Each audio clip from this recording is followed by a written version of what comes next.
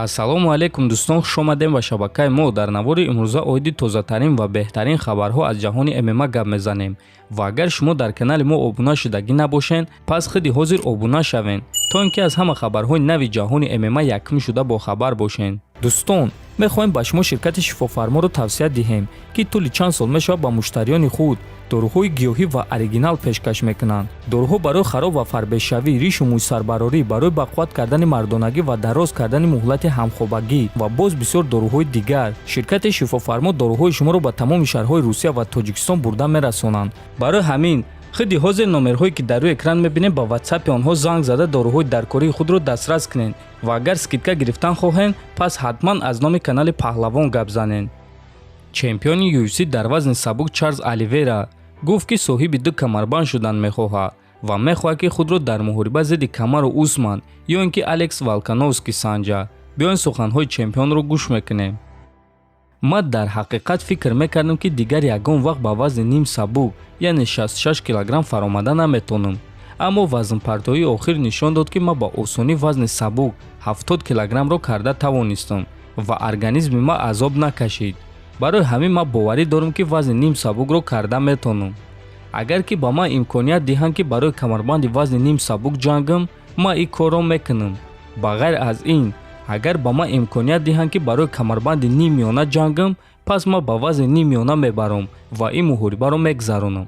аммо агар ман интихоб дошта бошам, пас ман мехоҳам ки аввал ба вазни ним сабук фаром. фикр мекунам ки ин вазн ба ман хеле наздик аст, аммо дар ҳама ҳолат аввалин чемпиони бразилӣ дар ду вазн шудан хеле хуб аст, гуфтааст Оливейра. дӯстон, хотиррасон мекунем ки Чарльз Оливейра пеш дар вазни ним сабук баромад мекард ва баъд ба вазни сабук баромад. филми ҳуҷҷатии Чарльз Оливейра дар дуюм канали мо ҳаст. касе ки хоҳад даромада тамошо кунед, ссилкааш ҳозир дар кунҷи рости экранҳои шумо мебарояд. дӯстон, ба фикри худи шумо Оливейра зидди ки бисёртар шанс дорад, зидди Усман ё Волкановский? метонед фикротонро нависен. ситораи UFC дар вазни 61 килограмм Шон Омели боварӣ дорад ки Алҷемин Стерлинг дар реванш Пётр Янро шикаст дода метавонад. Алҷемин Стерлинг беақл нест, ӯ ҷавони боақл аст ва ӯ ҷангвари сатҳи баланд аст. фикр мекунам ки Стерлинг дар якум муҳориба зидди Пётр Ян бо нақшаи нодуруст ба ҷанг баромад. ӯ ба муҳориба баромад ва аллакай дар ду раунди аввал ҳамаи қувваи худро сарф кард. аммо агар шумо муҳорибаҳои Пётр Янро тамошо карда бошед, пас шумо медонед ки ӯ намешитобад. ба ӯ вақт дар кор аст барои рақибро омӯхтан ва баъд фишор карданро оғоз мекунад. Стерлинг бояд хатогиҳои худро фаҳмад ва ба муҳориба бо нақшаи дигар барояд. фикр мекунам ки Алҷамин малакаҳои хуб дорад барои шикаст додани Пётр Ян, гуфтааст Омели. хотиррасон мекунем ки муҳорибаи унвонӣ дар вазни 61 килограмм байни Алҷамин Стерлинг ва Пётр Ян рӯзи 5 март дар турнири UFC 272 баргузор мегардад.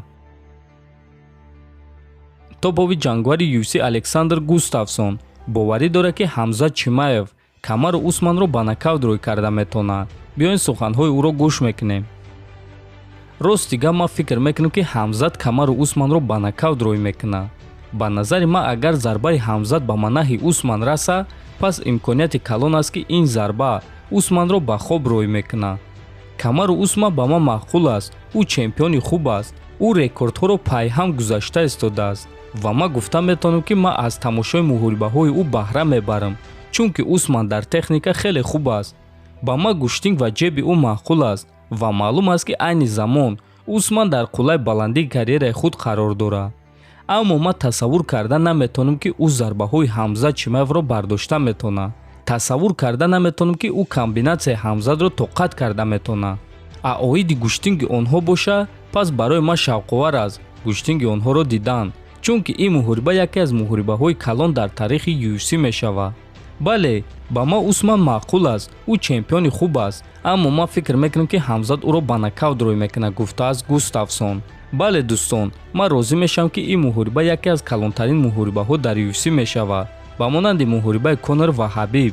аммо дар ин ҷо ҳар дуи ҷангваро ҳам дар замин ва ҳам дар стойка сахтанд ва агар дар муҳорибаи Ҳабиб ва Конор яке гӯштингир ва дигаре зарбазан буд, дар ин муҳориба ҳар дуи ҷангваро гӯштингиранд, аммо бо зарбазании хеле хуб. дӯстон, агар чунин муҳориба баргузор гарда, ба фикри шумо кӣ ғолиб шуда метавонад? метонед фикротонро нависед, дар канал обуна шавед то боздид хонободу сарбаланд бошед.